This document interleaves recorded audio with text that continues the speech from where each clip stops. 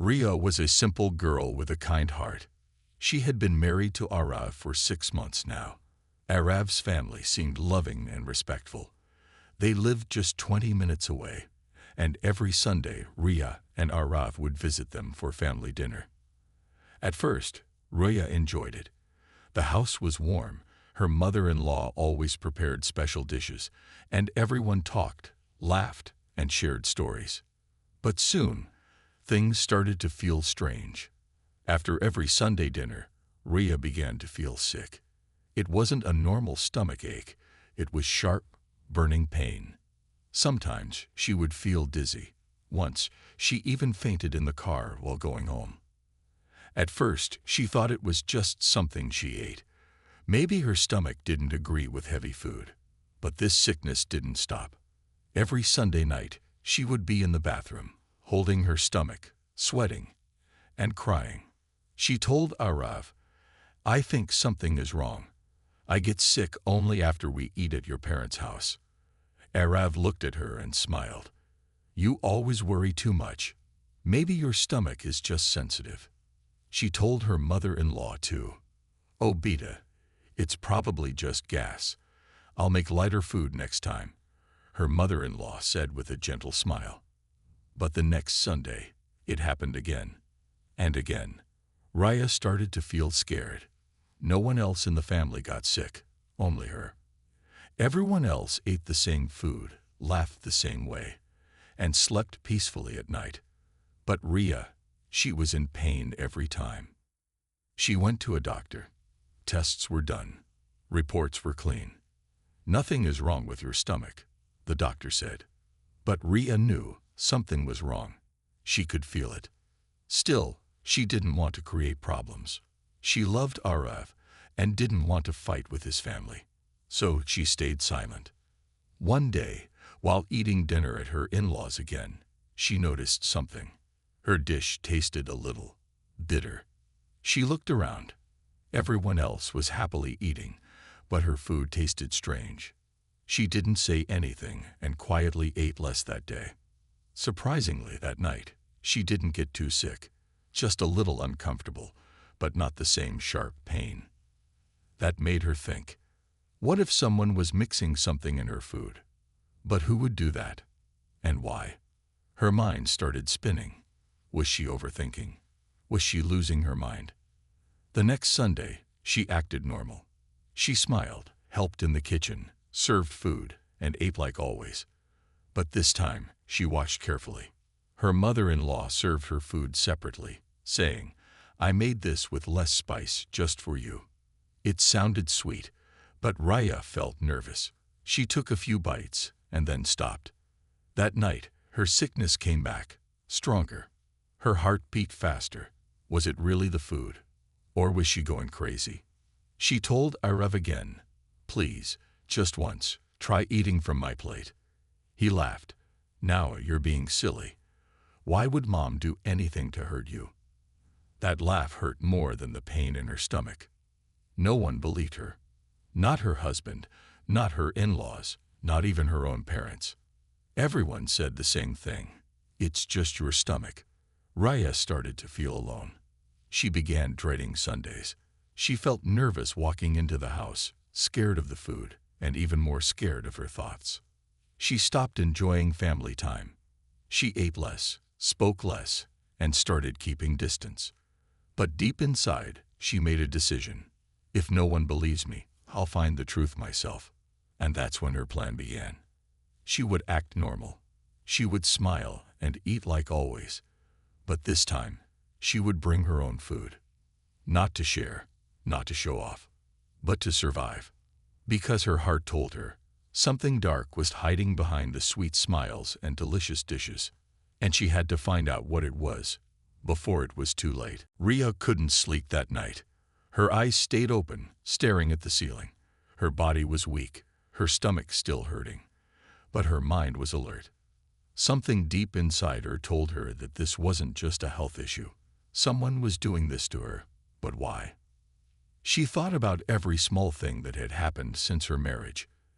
Every meal, every Sunday, every smile, and every strange look. And then her plan formed. She wasn't going to argue anymore. She wouldn't cry in front of anyone. She would stay quiet, but sharp. If no one believed her words, she would show them the truth. Next Sunday came faster than she expected. She woke up early, cooked a simple meal just for herself, plain rice, boiled vegetables, and dal, her comfort food. She packed it neatly in a small lunchbox and kept it in her purse. Arav noticed, but didn't ask. "You're bringing food," he said, surprised. "Just in case I feel sick again," she replied softly. "Doctor suggested I eat light." He nodded without any more questions. When they reached her in-law's home, everything felt normal on the outside. Her mother-in-law greeted her with a hug, as usual. Her father-in-law smiled. The house smelled of spices and freshly cooked food. "I made your favorite paneer today," her mother-in-law said cheerfully. Raya smiled back. "That's nice, but I brought my own food today. I'm trying something new for my stomach." Everyone went silent for a second. Arav's parents looked at each other, then at her. "Oh, you didn't have to do that," her father-in-law said. "I know," Raya replied politely, "but I want to try it." She placed her lunchbox on the dining table and went to wash her hands. When she returned, her box was still there, untouched. Everyone sat down to eat. Dishes were passed around. Arav filled his plate. Her mother-in-law offered her the special paneer. Rhea shook her head gently. "I'll just eat my own food." She opened her box and began eating slowly. For the first time in weeks, her hands weren't shaking. She didn't feel scared. She felt strong. Throughout the meal, she noticed something odd. Her mother-in-law kept glancing at her. Her father-in-law looked uncomfortable. Arav, however, was happily eating, unaware of the tension.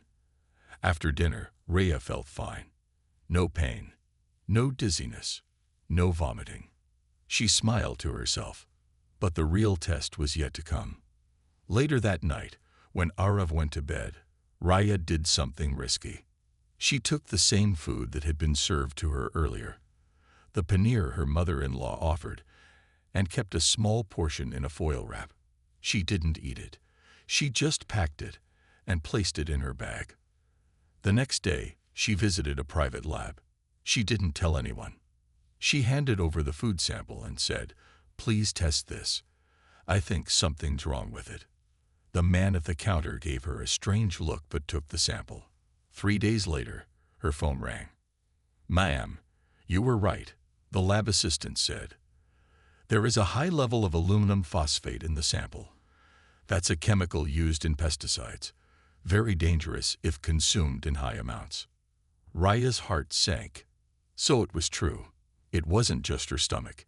It wasn't just in her head. Someone was poisoning her. She sat on the floor, her hands cold, her body frozen. Her world felt like it had turned upside down. Tears rolled down her face, not because of pain, but because of betrayal. Who would do this to her? And why? She wiped her tears and made a firm decision. Next Sunday, she would find the full truth. She didn't want to just know what was happening. She wanted to see who was doing it, and how. And that's when she bought a tiny spy camera. It looked like a regular keychain. She charged it, tested it, and finally, on the next Sunday, she placed it in her purse and left it open on the kitchen counter by mistake. No one noticed. She acted like everything was normal. She smiled, helped with the table, and even praised the food. But inside, her heart was racing. When dinner ended, she took her purse and left. Back home, once Arav was asleep, she locked herself in the guest room. Her hands trembled as she took out the camera and plugged it into her laptop. The screen blinked. Then the video started playing. It showed her mother-in-law opening the pot of food quietly when everyone was in the living room. Then, she pulled out a small white bottle. She opened Rita's plate, looked around, and added a few drops into it. She closed everything and walked out, smiling. Rhea covered her mouth in shock. But what hit her harder was what happened next. Her father-in-law, entered the kitchen. He looked directly at the bottle. He saw the plate and walked away without saying a word. Ria couldn't breathe for a moment. She paused the video and stared at the screen. Her hands were shaking. Her eyes were full of tears. Her heart felt like it had stopped. She had just seen it with her own eyes. Her mother-in-law, the woman who smiled, hugged her, called her Beta, was the one putting something into her food. And her father-in-law. He saw it and said nothing. He just walked away. Ria played the video again, this time slowly, watching each second carefully. There was no mistake. The bottle was small and white. Her mother-in-law held it with confidence, like she had done it before. She added something into the food without any hesitation. She didn't look guilty. She didn't even check if someone was watching. Ria felt like she had been stabbed in the back. The house she thought was full of love was actually full of secrets. The people she trusted were the ones who were hurting her.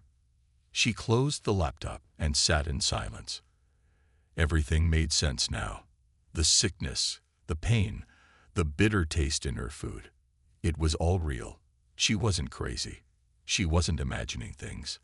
They were slowly poisoning her. But the question still remained. Why? Why would her in-laws do this to her? What had she done to deserve this? Ria didn't want revenge. She just wanted answers. And more than anything, she wanted her husband to believe her. But how? She thought for a long time, then made her choice. The next morning, Ria waited until Arav was alone. He was getting ready for work, tying his tie in front of the mirror. She walked up to him and said calmly, "I need to show you something." He looked at her, a bit confused. "What is it?" "Please," she said, holding out her laptop. "Just watch this. Don't say anything. Just watch." Arav sighed but sat down. Ria pressed play. The video played in silence. Arav watched as his mother entered the kitchen. He leaned forward. His eyes grew wide. He didn't blink. Then he saw the bottle. He saw her pour something into the food. He saw his father enter, look at it, and leave. Arav froze. When the video ended, Ria looked at him with tears in her eyes. He said nothing. "Now do you believe me?" she whispered. Arav stood up slowly. His face was pale. I don't understand. This can't be true. Mom wouldn't do this." "She did," Ria replied. "You saw it yourself." He walked back and forth in the room, holding his head. "Why would she do that to you?" he asked, almost to himself. Ria didn't answer. She had the same question. After a long pause, Arav looked at her and said, "We need to go there. Now." Ria hesitated. "Are you sure?" "Yes," he said, his voice firm. "I need to hear it from her. I need to know why." They both drove to his parents' house. When they arrived, Arav didn't even ring the bell. He opened the door with his key and walked in. Ria followed quietly. His parents were in the living room, watching TV. Arav stood in front of them, holding the laptop. His mother smiled. "Arav, what a surprise. You didn't tell." "Why?" he asked, cutting her off. The smile disappeared from her face. "What are you talking about?" "You know exactly what I'm talking about," he said, his voice shaking with emotion. "Why did you do it? Why did you poison Ria's food?" His father stood up. "Arav, calm down." "Don't tell me to calm down," Arav shouted. "I saw everything. We have it on video. She brought her own food because she kept getting sick. And now, I know why." His mother looked shocked for a second. Then, her face changed. She didn't deny it. Instead, she looked cold, angry. "She was taking you away from us," she said quietly. Ria's heart stopped. "What?" Arav asked, confused. "She was changing you," his mother continued. "You stopped listening to me. You started spending more time with her than with your own family. You used to be my son. Now you belong to her." "That's not true," Arav said. You were slipping away from us, his mother said, her voice breaking. I just wanted to remind her that this house has rules, that she should know her place. Arav looked like he was going to cry. You tried to kill her. I didn't mean to kill her, his mother replied. Just make her weak, helpless, dependent, so she'd stop acting strong. Raya felt like the ground under her feet had vanished. This wasn't just hate. This was control. His mother didn't want to hurt her out of anger, but out of power. She couldn't stand the idea that another woman now had Arav's love. Raya stepped back slowly. She didn't want to hear more. Arav turned to her, his eyes full of pain. I'm so sorry, he whispered. I didn't know. I should have believed you. Raya didn't answer, because some wounds are too deep for words. The silence in the room was heavy. Arav stood still, his hands clenched at his sides, eyes locked on his mother. He had just heard the unthinkable. His own mother had been slowly poisoning his wife. Not out of hate, but to break her spirit, to make her feel small, weak, and powerless. Raya couldn't look anyone in the eye. Her chest felt tight. The woman who had once welcomed her with open arms had turned out to be her enemy all along. And what hurt even more was that she didn't even seem sorry. You were my son, Arav's mother said coldly, as if she was the one betrayed. Before she came along, this house was peaceful. Raya felt tears roll down her cheek, but she didn't wipe them away. This pain wasn't new. It had been growing for months. Now it had simply come out into the light. Arav looked at his father. And you saw it. You said nothing. His father looked away. She was doing what she thought was right for the family. Arav stared in disbelief. Right? Slowly poisoning someone is right. Raya finally spoke. Her voice was soft but firm. This is not my home. I don't feel safe here. I never did. Arav turned to her, his heart breaking. Rhea, please, don't say that. It's the truth, she replied. I tried to be part of this family. I respected your parents. I stayed quiet when they taunted me. I smiled when they blamed me. But now I know it was never enough. I was never welcome here. His mother stepped forward. You don't belong in this house. Raya didn't react. She just looked at Arav. You need to decide now, she said. Do you want a wife, or a mother who's ready to destroy lives just to control you? Arav was caught in the middle. His mind was spinning. These were the two most important women in his life. One had raised him. The other stood beside him when no one else did. One gave him life. The other gave him love.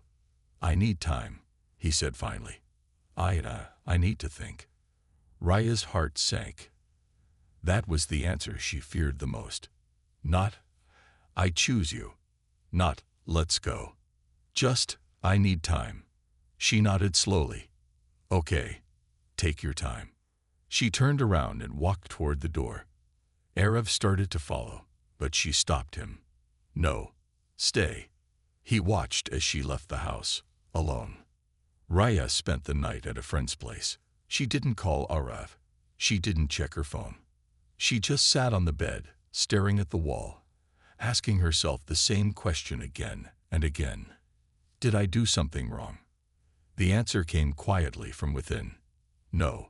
She wasn't the one who added poison to food. She wasn't the one who smiled while hiding cruelty. She wasn't the one who stayed silent after watching someone suffer. She had done everything right. She had loved deeply, trusted honestly, fought quietly. But maybe it was time to stop being quiet. The next morning, her friend gave her a small envelope. I know someone at a women's help center, she said gently. They deal with emotional abuse, domestic problems, even poisoning cases. You should talk to them. Raya held the envelope in her hand for a long time. Something inside her had changed now. She wasn't scared anymore. She wasn't trying to save a relationship that didn't protect her. Back at his parents' home, Arav was broken. He sat in his room, replaying the video again and again. He could still see his mother's calm face as she poured something into Ria's food. He had believed for so long that his mother was kind, soft, and loving. But the woman in that video was not the same. His father hadn't said a single word of regret. No apology. No emotion. Just silence. Arav felt like everything he believed about his family was collapsing. He picked up his phone a dozen times to call Ria, but stopped each time. What could he say? "I'm sorry" wasn't enough. 2 days passed. On the third day, Arav finally got a message. It was short. "I filed a report, not to destroy anyone, but to protect myself. I needed to do this. For me." Arav's heart sank. He rushed to the Women's Help Center where Ria had gone. He found her sitting quietly in the waiting area, her hands folded, her face calm but tired. "Ria," he whispered. She looked up. He sat beside her and said, "I left the house. I packed my bags. I told them I won't return." Her eyes filled with tears. "I should have believed you the first time," he said, holding her hand. "I failed you." She looked at him for a long moment. "I don't want revenge," she said softly. "I just want peace. I want to feel safe. I want a home where no one has to be afraid." "I'll build that with you," Arav said. "From the start. Just you and me." She nodded slowly, still unsure. Forgiveness takes time. Trust takes longer. But one thing was clear. Ria was no longer the silent, scared girl from before. She had changed. She had found her voice. It had been 1 month since Ria walked out of her in-laws' house. 1 long month since she discovered the painful truth hidden in her food. A month of healing. A month of trying to find herself again. Every morning, she woke up feeling lighter. Not because life had become easier, but because she had finally chosen herself. Ria had rented a small 1-bedroom apartment. Nothing fancy. Just clean, simple, and peaceful. For the first time, she could sit at her dining table and eat without fear. She could sleep without worrying what tomorrow would bring. She could breathe. She had started visiting a counselor too. There were still nightmares, still moments when she questioned everything. But she was learning to live again, slowly. And she wasn't alone. Arav had not returned to his parents. He stayed in a friend's spare room and visited Ria every day. He didn't force her to forgive him. He didn't try to pretend everything was fine. He just showed up. He brought her groceries. He waited outside her counseling sessions. He even helped her set up a bookshelf, though he wasn't good at it. One evening, they sat on the floor of her apartment, sipping tea. Arav looked at her and said, "You don't have to let me back in. I just want to earn your trust again." Ria was silent for a moment, then replied, "It's not about letting you back in. It's about learning if I still want to open the door." He nodded, understanding. "I've started the legal process," she said quietly. "The Women's Help Center connected me with a lawyer. There may be a case for attempted poisoning." Arav's eyes widened. "Are you sure you want to go that far?" "I don't want to hurt them," she replied. "But I want them to know I'm not weak. I want them to understand what they did wasn't just wrong. It was evil." Arav nodded. "I'll support whatever you decide." And he meant it. A few weeks later, the police visited Arav's parents' home. It wasn't an arrest, but a warning. An official complaint had been made. They were now under investigation. His mother had tried to deny it all, until they showed her the hidden camera video. She broke down, cried, begged. But it was too late. Her truth was out. The neighbors found out. The relatives stopped visiting. Their image, once perfect, was shattered. Ria didn't go to the house again. She didn't want revenge. She just wanted closure. Months passed. Seasons changed. Ria started teaching art to children at a local community center. It brought her peace. Their laughter, their innocent smiles, reminded her that not all families were broken. That love still existed. One afternoon, after class, she found Arav waiting outside again. He handed her a small diary. "Read this," When you're ready. That night, Rhea sat on her bed and opened it. Inside were pages and pages of his handwritten thoughts. How guilty he felt. How blind he had been. How he would spend the rest of his life proving that he could protect her, love her, and never let anyone harm her again. The last line read, "I couldn't protect you then, but I will now, even if I have to do it from far away." Rhea closed the diary and cried, not from pain, but from the weight of emotions finally leaving her heart. A week later, Arav found a note on his car windshield. Just a simple handwritten message. Let's start again. Not from where we left, but from where we both can grow. His hands trembled as he read it. He looked up and saw her across the road, standing in a blue dress, smiling softly. He ran to her. She didn't say anything. She just held out her hand.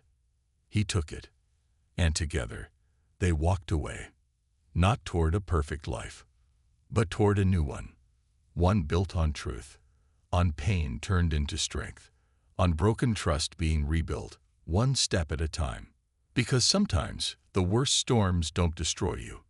They clear your path. Months turned into a year. Rhea wasn't the same woman anymore. She had scars, but she wore them like strength. She had cried, but those tears had made her wise. She had broken, but she had rebuilt herself. And now, people listened to her. She had started sharing her story, not for attention, but for awareness. She spoke at women's centers, at support groups, even in schools. She talked about how silence can be deadly, how emotional abuse is real, even if it doesn't leave bruises, and how even love must come with respect. Each time she spoke, women in the audience cried. Some of them had lived her story. Some were still living it. And for those women, Rhea became a voice. One day, a young girl walked up to her after a session. She was barely 20, newly married, scared. She whispered, "Your story is mine. I'm being hurt too, and I thought it was just my fault." Rhea smiled and held her hand. "It's not your fault. It never was." That one sentence changed the girl's life, just like someone's support had once changed Rhea's. Meanwhile, Arav had changed too. He had cut ties with his parents, not out of hate, but to protect the peace he had finally found. His parents moved to another city, away from eyes that judged and questions they couldn't answer. They lived in silence now, and maybe in regret. Arav didn't visit, and Rhea never asked him to. Their past was still there, but it didn't control them anymore. On their second wedding anniversary, Rhea and Arav sat on the same small couch in her tiny apartment. There were no decorations, no cake, just 2 cups of tea and soft music in the background. Arav looked at her and said, "Do you ever wish it hadn't happened?" Rhea thought for a moment. "No," she replied honestly, "because if it hadn't happened, I wouldn't have found my voice." She smiled and added, "And you wouldn't have found your spine." They laughed. Soft, real laughter, the kind that comes only after pain has passed. Later that evening, Rhea picked up her phone and recorded a message for her blog followers. Her face was calm, her voice steady. "If you're in a place where no one believes your pain, listen to me. I do. I believe you. You are not crazy. You are not weak. And you are definitely not alone." She paused. "I stayed quiet for too long, but silence didn't protect me. It only gave more power to those who wanted to hurt me. So speak, whisper, scream, write. Do whatever it takes, but don't stay silent. Your life matters." As she ended the recording, Arav came and sat beside her. "No one will ever silence you again," he said softly. She nodded, not because she believed in him blindly now, but because she finally believed in herself. Closing scene. The screen fades to black with a soft background tune. White text appears. When a woman speaks, listen. When she cries, comfort. But when she fights back, stand with her, because that's not weakness. That's survival. One rainy afternoon, Raya stood by the window, watching drops hit the glass like little whispers from the past. It had been over a year since the truth came out. Over a year since she walked away from that house. From that pain. From the lies hidden behind every meal. But today, the rain didn't make her feel cold. It made her feel clean. Washed. Alive. She made herself a cup of tea, the way she liked it. Extra ginger. No sugar. No fear. As she sipped slowly, her mind drifted back to those dark days, when her body was weak, and her heart even weaker. She remembered those silent meals, the bitter taste of food, the fake smiles around the dinner table. She had felt like a prisoner, locked inside her own home. But not anymore. Not now. Raya had recently published a small book titled, Tears in the Rice, My Story of Silence and Survival. It wasn't fancy, but it was honest. Every page spoke about what happened to her, not just the poisoning, but the emotional neglect, the gaslighting, the fear of speaking up. She didn't write it for fame. She wrote it for that one woman sitting alone in her room, thinking she was crazy. And the response surprised her. Letters poured in. Emails. Comments. Even anonymous messages saying things like, "You saved my life. I left the house because of your words. You gave me courage when no one else did." Raya had never wanted to be a hero. She just wanted to survive. But maybe surviving was the bravest thing. One day, Arav brought home a small gift box. Inside was a simple silver necklace with a tiny pendant shaped like a spoon. Raya looked at it and laughed softly. He smiled, a reminder of where we started, of how something so small nearly broke you, but also how something so small made you stronger. She wore it every day after that, not as a wound, but as a badge, a symbol that pain didn't win. Months later, Rhea was invited to speak at a large event for women's mental health. She stood on a grand stage in front of hundreds of people. She was nervous, but she took a deep breath and began. "My name is Raya. Once, I was just a daughter-in-law. Then, I became a victim. But now, I'm something else. Now, I'm a voice." She paused. In a house full of people, I felt invisible. In a kitchen full of food, I was slowly being destroyed. I wasn't weak. I was being weakened. The room was silent. Some cried quietly. Some nodded in understanding. And then she ended with one powerful line. "I didn't escape the fire. I walked through it. And now, I carry light." Backstage, Arav was waiting. He had tears in his eyes. Not because he was sad, but because he had never been prouder. Not of himself, but of the woman who once couldn't even finish a plate of food without shaking. Now she was standing tall on a stage, healing not just herself, but hundreds of others. The sun was low in the sky, casting a golden hue over the beach. The waves whispered against the shore, calm and steady, like the peace that had settled inside Rhea's heart. She stood there, barefoot, her toes sinking slightly into the cool sand. Arav stood beside her, close but not too close. His presence was a comfort, but he respected the quiet space she had earned. There were no words between them, just the sound of the waves and the soft rustling of the wind. Raya looked out at the horizon, where the sea met the sky. The colors of the sunset were changing by the second, orange blending into pink, then fading into the quiet blues of dusk. She felt the cool breeze against her skin, a reminder that things had changed, that everything had changed. It had taken so much to get here. The long days of silence, the pain of betrayal, the nights spent in tears, wondering if she'd ever feel free again. But she had fought. She had chosen herself. And now here she was, alive, free, strong.